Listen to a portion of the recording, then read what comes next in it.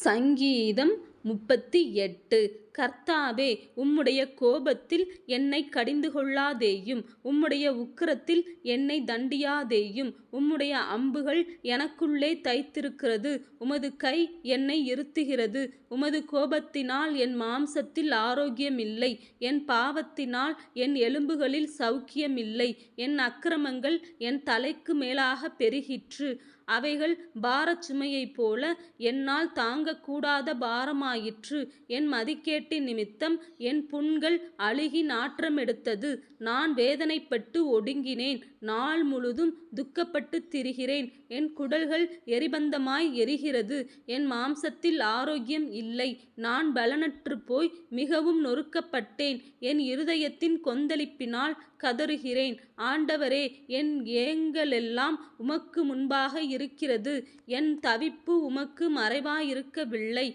என் உள்ளம் குழம்பி அலைகிறது, என் பலன் என்னை விட்டு விலகி என் கண்களின் ஒளி முதலாய் இல்லாமற் போயிற்று. என் சிநேகிதரும் என் தோழரும் என் வாதையைக் கண்டு விலகுகிறார்கள், என் இனத்தாரும் தூரத்திலே நிற்கிறார்கள். என் பிராணனை வாங்கத் தேடுகிறவர்கள் எனக்குக் கண்ணிகளை வைக்கிறார்கள். எனக்குப் பொல்லாங்கு தேடுகிறவர்கள் கேடானவைகளைப் பேசி நாள் முழுதும் வஞ்சனைகளை யோசிக்கிறார்கள். நானோ செவிடனைப் போல கேளாதவனாகவும் ஊமையனைப் போல வாய் திறவாதவனாகவும் இருக்கிறேன். காது கேளாதவனும் தன் வாயில் மறு உத்தரவுகள் இல்லாதவனுமாயிருக்கிற மனுஷனைப் போலானேன். கர்த்தாவே, உமக்கு காத்திருக்கிறேன். என் தேவனாகிய ஆண்டவரே, நீர் மறு உத்தரவு கொடுப்பீர். அவர்கள் என் நிமித்தம் சந்தோஷப்படாதபடிக்கு இப்படிச் சொன்னேன். என் கால் தவறும்போது என்மேல் பெருமை பாராட்டுவார்களே. நான் தடுமாறி விழ ஏதுவாயிருக்கிறேன்.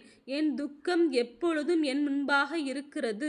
என் அக்கிரமத்தை நான் அறிக்கையிட்டு என் பாவத்தின் நிமித்தம் விசாரப்படுகிறேன். என் சத்துருக்கள் வாழ்ந்து பலத்திருக்கிறார்கள், முகாந்திரமில்லாமல் என்னை பகைக்கிறவர்கள் பெருகியிருக்கிறார்கள். நான் நன்மையை பின்பற்றுகிறபடியால் நன்மைக்குத் தீமை செய்கிறவர்கள் என்னை விரோதிக்கிறார்கள். கர்த்தாவே, என்னை கைவிடாதேயும். என் தேவனே, எனக்கு தூரமாயிராதேயும். என் இரட்சிப்பாகிய ஆண்டவரே, எனக்கு சகாயஞ்செய்யத் தீவிரியும்.